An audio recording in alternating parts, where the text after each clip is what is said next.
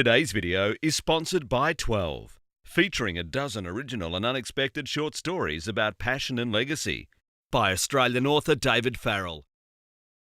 Welcome to Pod Me If You Can. I'm David Farrell. Today on the show, the film is Jackie and Ryan. From 2014, the film stars Katherine Heigl and Ben Barnes. Pardon Me If You Can. Movie reviews.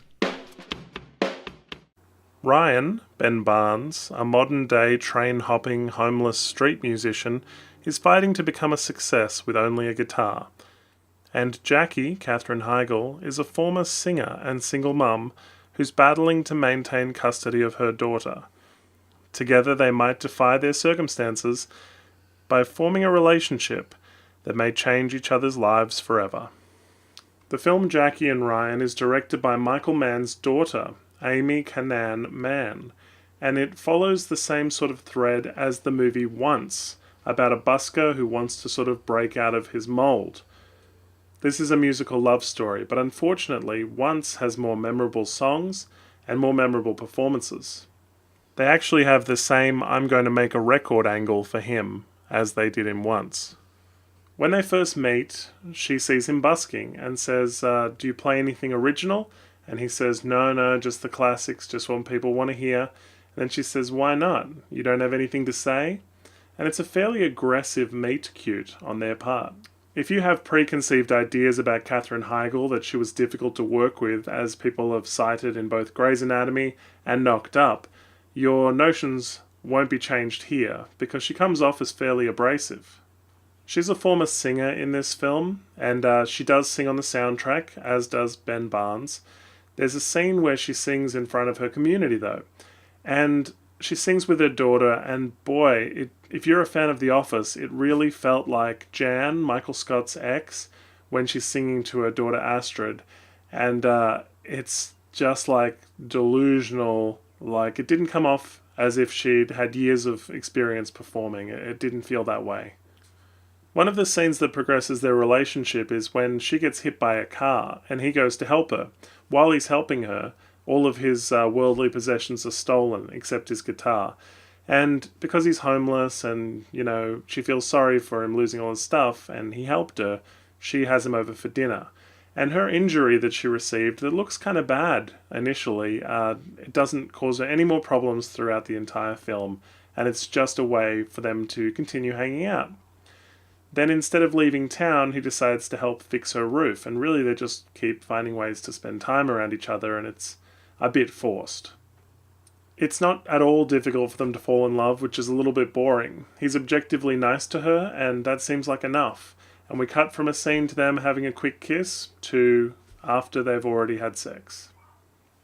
Now, the film would have you believe that they're both in financial trouble, whereas she's going through a divorce and she has a lawyer, she's trying to get on retainer and she has to sell some items.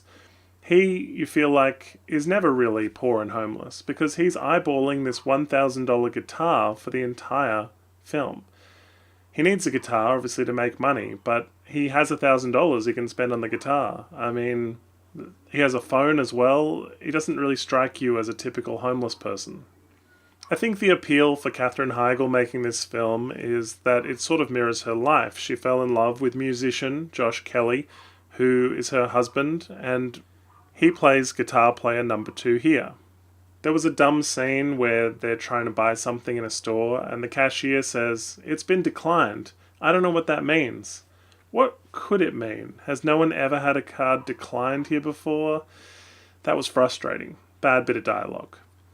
You feel like her character's kind of pushy and has a bit of an ego. She tells him that the song he's writing is about her, isn't it? And then at the end of the movie, he agrees that it was.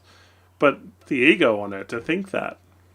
Clea Duvall is in the film, and her subplot is so light it almost didn't need to be there at all. She plays his friend's cowboy's girl, which is super vague. I mean, it didn't have to be his friend cowboy's girl. She could have just been his sister or something, or a cousin, or somebody he was seeing. Like, the reason they want to bring in this guy Cowboy is because he dies and they have a funeral scene. But we never meet him, and the repercussions of introducing her, there's nothing. There's very light. The ending infuriated me a bit when you introduce this love story, and I suppose it's on the box because the tagline here is sometimes they stay and sometimes they go. So he was one of the ones who goes. I found it so disenchanting because basically the progression of their characters is they're basically unchanged after the events of this movie, except that he's written a song. So that's pretty boring. Like, their great love story is that they met and influenced each other somewhat. Now, this song he's written, when they finally go to record, he kind of wings it, makes it up, and everybody joins in, and it reminded me of that scene in Walk Hard where they say, if you could play a song perfectly the first time to change my mind here forever, well, that'd be something, wouldn't it? It's exactly like that. They play this song and then the guy says, got any more like that? Like they're going to put together a whole album. There's not a great deal of dialogue in the film, plenty of singing though. As I said, Katherine Heigl sings and plays guitar. Ben Barnes is also on the soundtrack. They give multiple performances each. But the songs are sort of folksy and you could take them or leave them. They're not particularly memorable. As well, the performances are fairly thin. It's not very wordy, so there's not a lot to love. It's sort of slow and average across the board. Thanks for watching. If you like what you see, please hit the subscribe button.